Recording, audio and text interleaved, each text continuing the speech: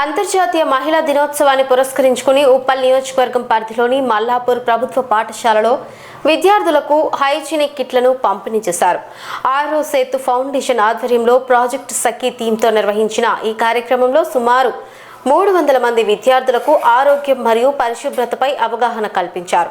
ఈ సందర్భంగా student NGO founder Vishnu Vikas మాట్లాడుతూ ప్రత్యూష ఫౌండేషన్ సహకారంతో విద్యార్థుల ఆరోగ్యం పరిశుభ్రత కోసం ఇలాంటి కార్యక్రమాలు కొనసాగిస్తామని తెలిపారు.